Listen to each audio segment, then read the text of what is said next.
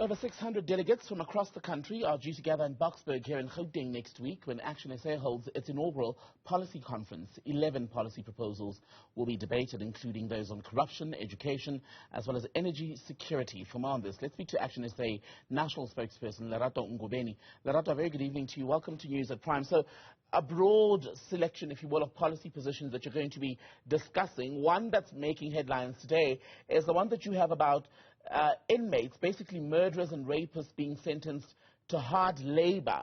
It's making headlines. It's generating a lot of conversation, especially online. Why is that an important position for ActionSA, and what would be the objective? Good evening to yourself, Tembegile, and also to the newsroom, viewers who are watching us at home. Good evening, and thank you very much for having us. Yesterday when we had the press conference, we realized that perhaps, the idea of hard labor, sometimes semantics and the choice of language can create a controversy.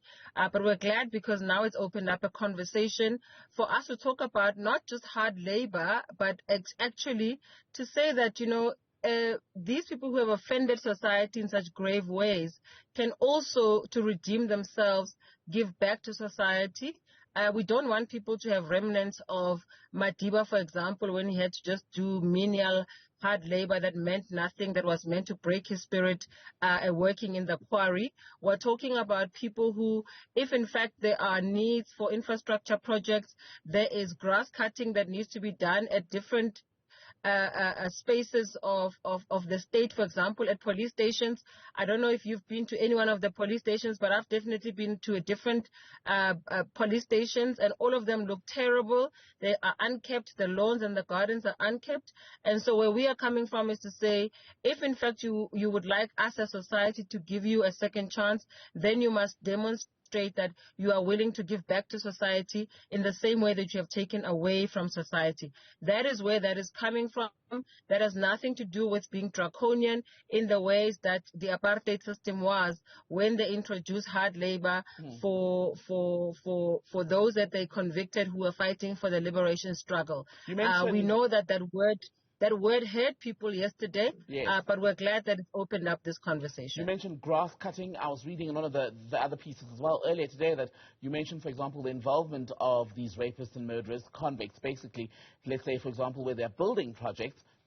Would these be paroled inmates? What would be the safety level, for example, in terms of letting them out there? Because, for example, if someone has killed 3 people with intent, that suggests they're a dangerous criminal. So if they're out and about at a construction site with other people, who then is held responsible for the safety of those around them? So this is not outside of the realm of possibility. It's been done. So if you, for example, visit Sun City Prison, you see prisoners who are eligible for parole, who have served some time, who are no longer deemed a threat to society as the ones who have been freshly convicted. They are cleaning up. They are next to people, you and I, who visit prisoners, people who've been incarcerated. You are met by prisoners who are doing groundswork in the lawns, etc. What we are saying is that the environment can be controlled, and to make sure that, they don't get to escape or anything like that, it would be in a controlled environment, but we want them to give back to society. Remember that there are different levels of the reasons why people commit crime. These are not necessarily premeditated murderers. This is somebody who may have committed an egregious crime, but they may not have intended to do so. For example, if you were fighting with somebody and you end up killing them as a result of the fight that you had.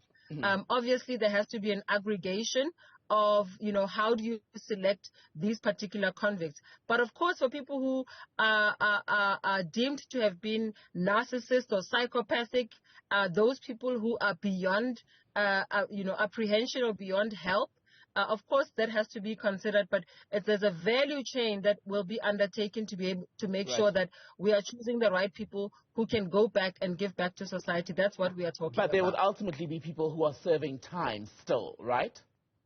Absolutely. Why murderers and rapists specifically? Because there are other people, for example, who are in the correctional services system for decades or longer than a decade because they've committed other crimes. Look, we are having, this is a process of a draft policy, right? We are going to the policy conference next week. The questions that you're asking will be answered after the policy conference. Our delegates will ask this very same question that you're asking. Should we include more people? So this is by no way, it's a suggestion that we're making. It's a draft policy that we're putting to South Africa. We're also putting it to our own delegates. The more that we need to talk about it, you and I, will come after the conference. So we are putting it on the table to say, this is what we are thinking. How does South Africa feel about it? But firstly, how do our delegates feel about it? If there may be more who may be added, that will come in due time. But at this time, the list can't be as expensive So, for example, I would be treating you like a delegate who's making that submission from the conference floor. And so that's not the mandate that I have now. It's just to talk about the stuff that we've put on the table. And, of course, there'll be more ventilated when we go to conference next week. I appreciate that, because at this point, these are proposals. Nothing is set in stone. So you may very well come out of next week with some of the stuff not even on the table at all or in the final document. One of the other interesting issues I've noted is around triple BEE, where ActionSA is saying do away with that. What you're championing basically in your policy proposal is the creation of an opportunity fund. What would an opportunity fund actually do? What would it mean? Because even in the current dispensation, the ANC government has been criticized for moving from job creation to the language of creation of job opportunities. So how would that be different, and how would it work practically? So, we are very alive to the fact that you can have the best policy proposals, you can have the best policies that are drafted and put to the nation for adoption and also for support. What we are clear about is that for our policies to be successful, we need to ensure that we've got, number one, political will, and we're putting the right people in the spaces that they need to be in. And so the proposal that we're making is to say, in as much as we are asking to have BE repealed, it's by no way saying that ActionSA does not support the advancement of black people, as we know that black people have, suffered the brunt of apartheid, have suffered the brunt of exclusionary laws. And so we are very clear about that. We are proposing something very different, and I'm very proud of the proposal that we're putting on the table.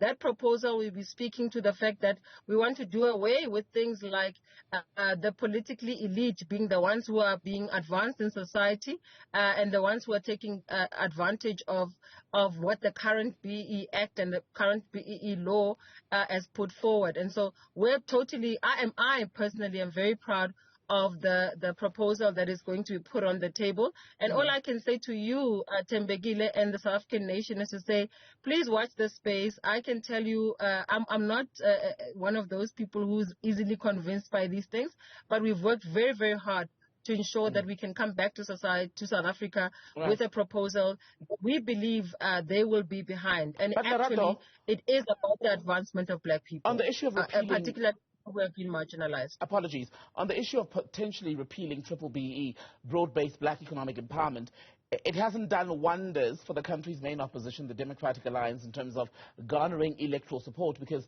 the voting majority in this country is still black and previously disadvantaged, largely still poor. So how would you sell that to the ordinary South African person who's black and is still waiting for economic help or an evening out of the playing field? The first mistake is to use the Democratic Alliance as the benchmark for how they have imagined.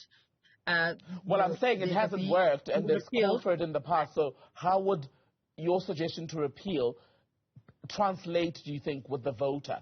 So I'm not using them as a benchmark. I'm using them as an example. Okay. So I said to you, even in the previous response, to say that we have put something on the table that has to do with the equalizing of opportunity, particularly for black African people, but in a broad spectrum that includes colored people, Indian people who have been left out of the system, most of them, and a lot of them because they have not been politically connected.